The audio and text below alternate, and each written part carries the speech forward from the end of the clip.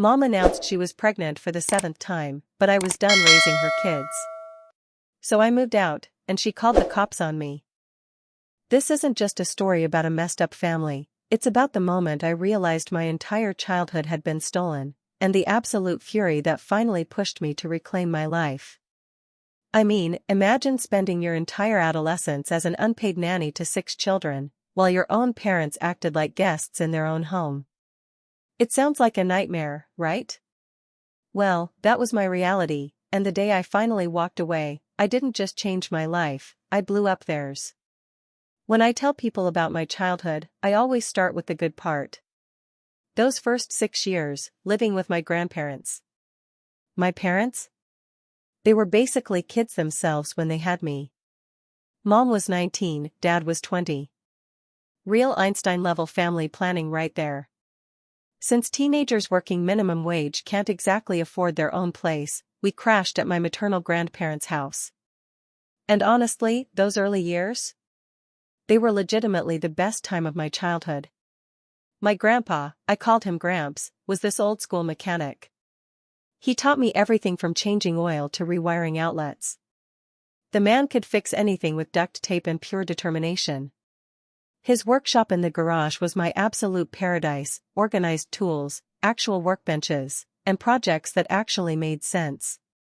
And my grandma, Nana? She was Martha Stewart, but with actual warmth. Her house was spotless, everything was homemade, and she never once made me feel like a burden. Her kitchen always smelled like something amazing was happening, with fresh cookies cooling on the counter. What truly made those years special was how my grandparents treated me. They made me feel like I mattered. When I had a bad day at school, Nana would make hot chocolate and actually listen to what happened. When I was excited about something I learned, Gramps would put down whatever he was doing and give me his full attention. They showed up to every school event, remembered what I was interested in, and made me feel like being their granddaughter was something they were truly proud of. Meanwhile, my parents? They treated the place like a free hotel with room service.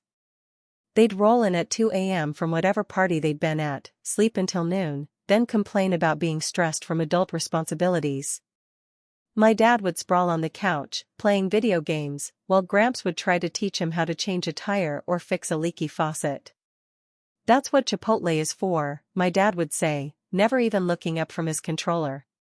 "What happens when you can't afford to eat out?" Gramps would ask. "I'll figure it out when I get there." That was my dad's approach to everything: figure it out later, let someone else handle it, avoid responsibility until it became absolutely unavoidable. When I hit first grade, my parents announced they were ready for independence. They'd found this rundown rental house across town, and we were moving out.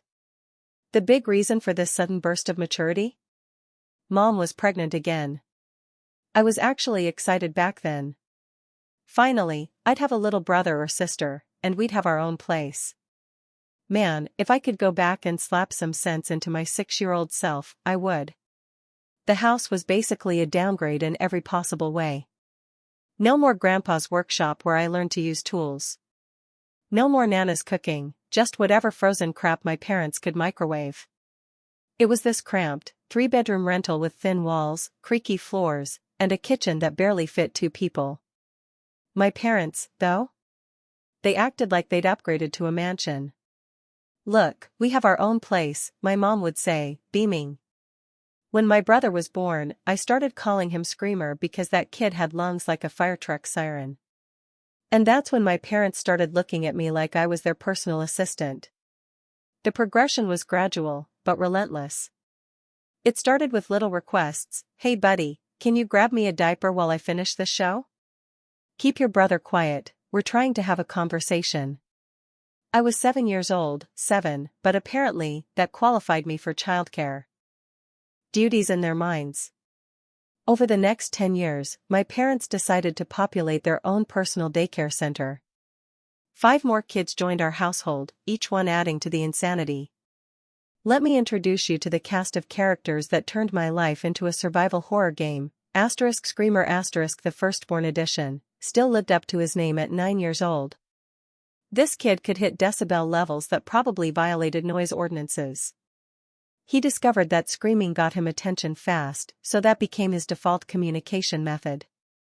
The Destroyer kid number 3 earned his nickname by breaking everything he touched. That gaming headset I saved up for? His masterpiece. Kid had hands like a demolition crew and the impulse control of a sugar-high toddler. He's 7 now. Spitter kid number 4 was this little princess who made meals into Russian roulette. You never knew which plate had been contaminated. She'd take a bite of her sandwich, spit it back out onto the bread, and then offer it to someone else like she was being generous. She's 6.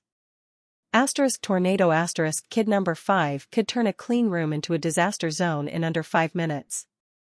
I swear this kid defied the laws of physics with how fast he could create chaos. He's 4. Velcro kid number 6 was the clingy one who couldn't function unless attached to someone. Guess who that someone usually was? Spoiler alert, not our parents. He's 3. Hurricane the baby, fresh out of the oven, and already living up to the family tradition of making everyone else's life harder. She's 2 now.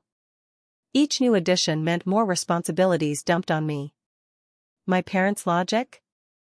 You're so good with kids. Translation: we're too lazy to parent, so that's your job now. The transformation from helpful big sister to unpaid nanny didn't happen overnight. It was a masterclass in gradual boundary erosion that would make a cult leader proud. Looking back, I can see the calculated way my parents normalized the insanity. It started with seemingly reasonable requests when I was 8. Can you watch Screamer for 10 minutes while I shower? Became, can you keep an eye on him while I run to the store? Which then evolved into, I'll be back in a couple of hours. You know what to do. By the time I was 10, entire weekends disappeared into childcare duty. My parents would announce their plans like I was their employee getting a schedule. We're going to dinner Saturday night and then probably grabbing drinks with friends. Kids need to be in bed by 8.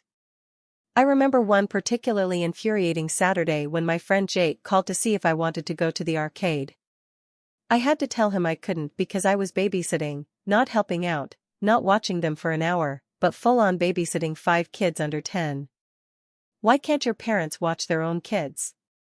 Jake asked, with the innocence of someone from a functional family. Good question, Jake. A damn good question. When I brought this up to my mom, her response was a masterpiece of gaslighting. Other kids would be grateful to be trusted with such important responsibilities. Maybe you should appreciate how much we believe in you. The guilt trips became an art form. Any resistance was met with accusations of selfishness, ingratitude, or not caring about the family. They'd weaponize my siblings' emotions against me. Delcro was crying all day because his big sister doesn't want to spend time with him. Meanwhile, my parents' idea of quality time with their own children was parking them in front of the TV while they scrolled through their phones. But somehow, I was the selfish one for wanting a social life. The impact on my education became increasingly severe as the years went on. Parent-teacher conferences became exercises in creative fiction as my parents explained away my declining performance. She's just not applying herself, became their standard line. Never mind that I was falling asleep in class because I'd been up until 2 a.m. with crying babies. Never mind that I couldn't complete homework because I was too busy helping 5 kids with theirs. I'll never forget the conversation with my 8th grade math teacher, Mr. Rodriguez. He pulled me aside after class one day because I'd failed another test. "What's going on at home?" he asked. "You used to be one of my best students." I wanted to tell him everything, about the sleepless nights, the constant chaos, the way my parents had essentially checked out of parenting. But how do you explain that to an adult? Who would believe that parents would voluntarily turn their teenager into a third parent? "Just having trouble focusing," I mumbled. Mr. Rodriguez looked concerned. "If there's something affecting your ability to do schoolwork, we can talk to the guidance counselor about getting you some support." Support? Right. Like there was a support group for kids whose parents had outsourced their responsibilities. The missed opportunities started piling up. Science fair? Couldn't participate because it was the weekend and my parents had plans. School play auditions? Couldn't stay after school because someone had to pick up the kids. Academic decathlon team? The practices conflicted with my unofficial shift as head of household. Each missed opportunity felt like a door closing on my future. While other kids were building college-worthy resumes, I was building experience as an unpaid domestic worker. The social consequences were devastating. Having friends became nearly impossible when you're essentially a single parent to 5 kids. Spontaneous plans? Forget it. Weekend hangouts? Only if my parents didn't have plans, which they increasingly did. I watched my social circle shrink as friends stopped inviting me places. Who wants to hang out with someone who is always canceling last minute because of family obligations? The few friends who stuck around started treating me like I was some kind of tragic figure. "Dude, why don't you just tell your parents no?" my friend Marcus asked after I had to bail on his birthday party. Easy for him to say. Marcus's biggest responsibility was taking out the trash once a week. He had no concept of what it was like to have 6 people depending on you for basic survival while 2 adults played house. The isolation was particularly brutal during my sophomore year. There was this guy, Daniel, who I'd been talking to for weeks. He was smart, funny, and actually seemed interested in me. We'd made plans to go see a movie together, my first almost date ever. 2 hours before I was supposed to meet him, my parents announced they were going to a friend's wedding reception. It's last minute, but Jenny had a couple cancel. We can finally go out for once. But I have plans, I said, desperately hoping they'd remember that I was a human being with my own life. Plans change. Family comes first, my dad said, not even looking up from his phone. I had to call Daniel and cancel. The embarrassment was crushing. How do you explain to a guy you like that you can't go out because you have to babysit your siblings? It sounds like the lamest excuse ever, even when it's true. Daniel was understanding about it, but things were never the same between us after that. He started talking to Rachel Lopez, who had the luxury of being available when he wanted to hang out. Rachel's biggest worry was whether her parents would let her borrow the car, not whether she'd be stuck changing diapers all weekend. What made the situation even more infuriating was how our extended family not only normalized, but actively encouraged the dysfunction. Family gatherings became showcases for how responsible and mature I was compared to other kids my age. "Look how good she is with all the little ones," my Aunt Karen would gush to anyone who'd listen. "You're so lucky to have such a helpful oldest child." Lucky, right? Uncle Mike, Karen's husband, would pat my dad on the back like he'd accomplished something impressive. "You really raised her right. Kids these days don't know what responsibility looks like." The irony was lost on everyone except me. And eventually Paul, my mom's nephew, who was close enough in age to see through the facade. Paul was about 7 years older than me, and unlike the rest of the family, he'd actually paid attention to what was happening. During one particularly chaotic Christmas gathering, Paul watched me wrangle all 6 kids while my parents socialized, drinks in hand. He pulled me aside later. "This isn't normal, you know," he said quietly. "What do you mean?" I asked, genuinely confused. "I mean, you're doing all the work while they act like guests at their own kid's party. When's the last time you got to just be a kid at a family gathering?" I couldn't remember. At every family event, I was automatically assigned to kid duty. While my parents enjoyed themselves, it had become so normalized that I'd stopped questioning it. Paul started paying closer attention after that conversation. He'd notice when I disappeared during family gatherings to change diapers or break up fights.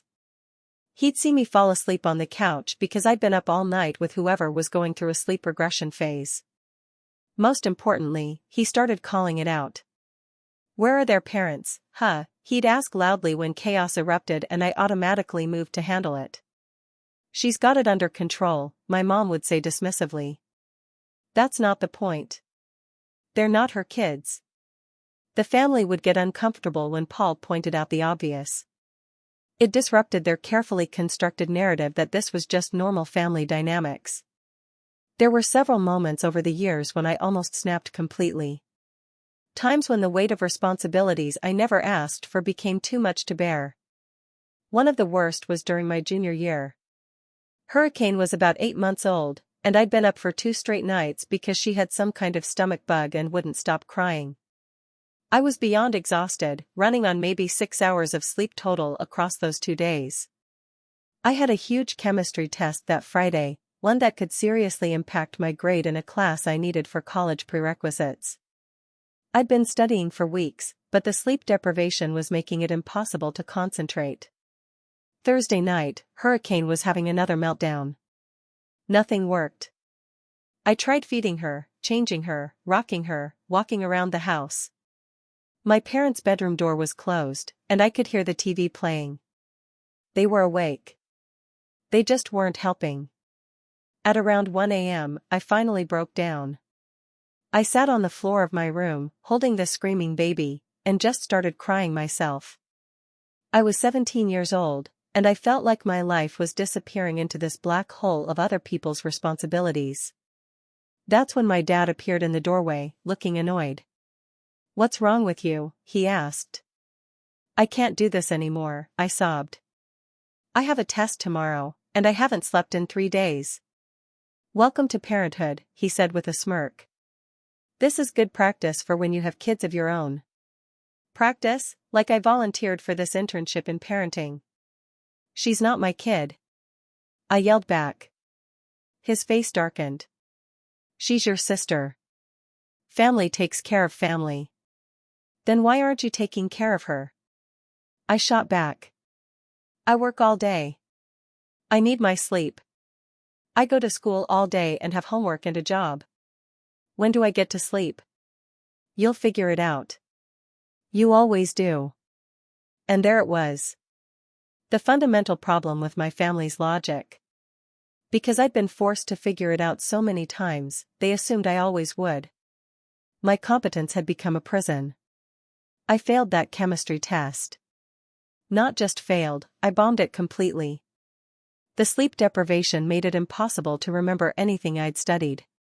When I tried to explain to my teacher what had happened, it sounded like I was making excuses. "Family responsibilities are important," Mrs. Chen said sympathetically. "But you need to find a balance. Maybe you could ask your parents for help managing your time better." Ask my parents for help? If only it were that simple. By senior year, the impact on my future was becoming undeniable. My GPA had dropped to a 2.8, and my SAT scores reflected months of test prep interrupted by childcare emergencies. The guidance counselor called me in for a meeting about college applications. "Your grades don't really match your potential," Mrs. Patterson said, looking at my transcript. "What happened between sophomore and junior year? How do you explain that your grades tanked because you became a night shift nurse for an infant? That your study time disappeared because you were helping 5 kids with their homework every night while your parents watched Netflix?" "Just had some family stuff going on," I said, my voice flat. "Well, with these grades, your college options are limited. Community college might be a good place to start and transfer later." Community college? I'd once dreamed of going to a 4-year university, maybe studying engineering like Gramps had always encouraged. Now, I was looking at starting over at community college because I'd spent my high school years raising children that weren't mine. The cruel irony was that my parents were actually proud of my maturity and responsibility. They'd brag to other parents about how independent and capable I was, never acknowledging that they'd stolen my adolescence to create that maturity. "She's going to make such a great mother someday," my mom would tell people. "She's had so much practice. Practice I never asked for. A childhood I never got to have." The moment I truly understood how messed up my situation came during a conversation with my friend Tyler's dad. Tyler and I were working on a group project at his house, and I mentioned I needed to leave early to pick up my siblings from school. "Don't your parents usually handle that?" Mr. Johnson asked. "They're at work," I said automatically. "What time do they get home?" "Around 6, usually." Mr. Johnson looked confused. So, you're responsible for after-school care for 6 kids every day? When he put it like that, it sounded insane, even to me. I guess, yeah, Wow, that's a lot of responsibility for a teenager. Tyler looked embarrassed for me. Dad, it's just how their family works. But Mr. Johnson wasn't letting it go. How do you manage homework and sports and everything else teenagers do? I don't really do sports, I admitted. What about college prep, SAT tutoring, extracurriculars? Each question felt like a spotlight on everything I was missing. Normal teenage experiences that other kids took for granted were impossible luxuries in my world. That night, I went home and really looked at my life.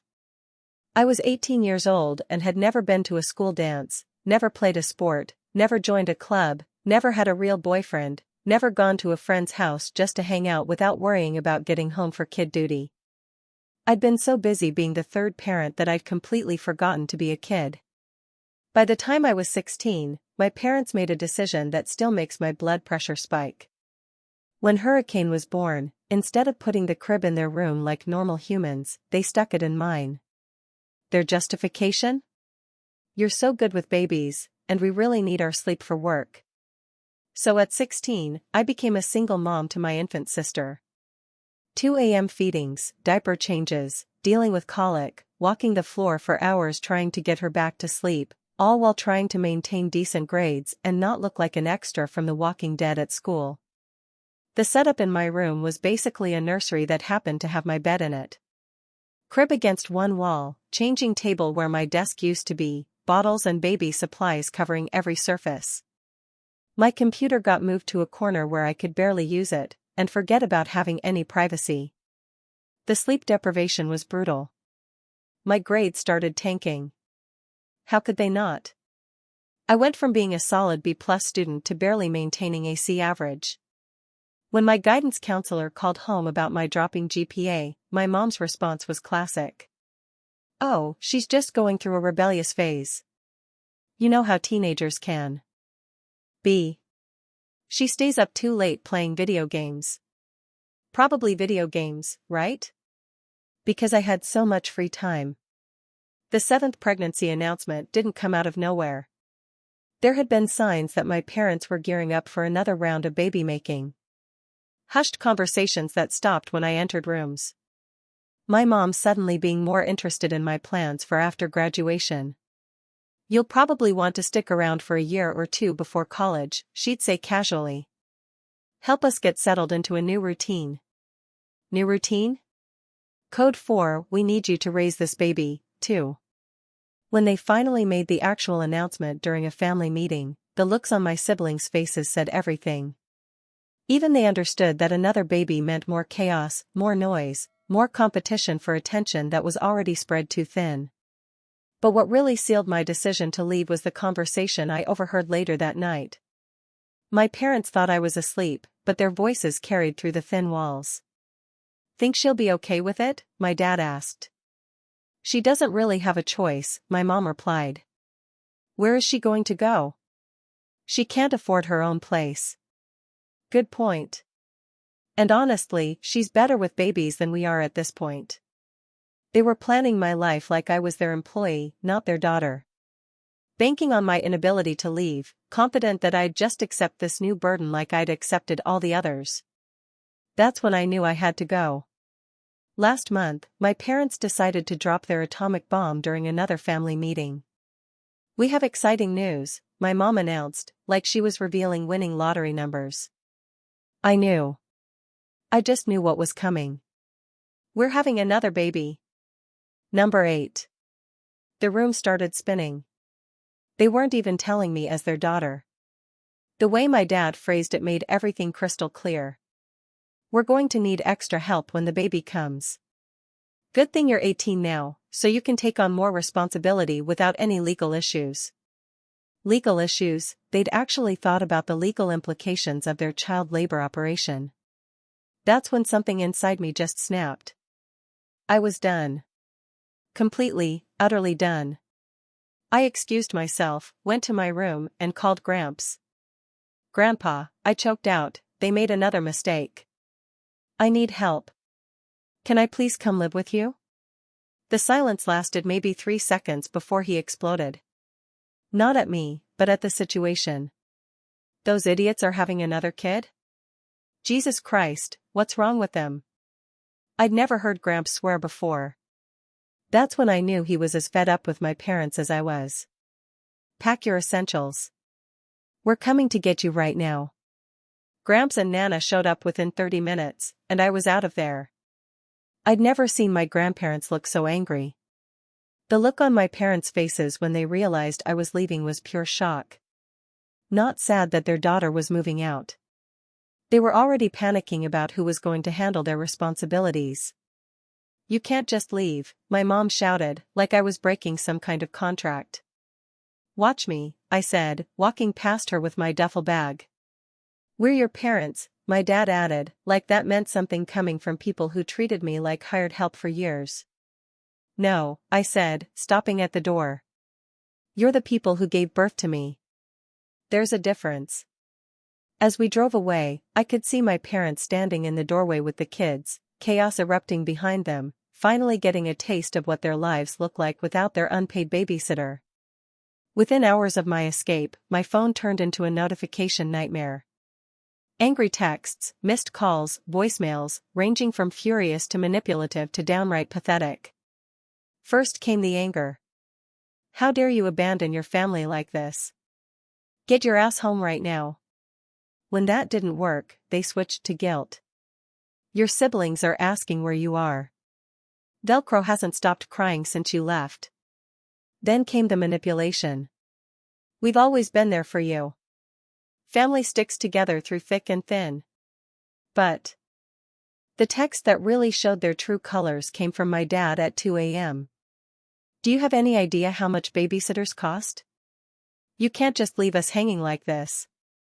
There it was. Their real concern wasn't losing their daughter.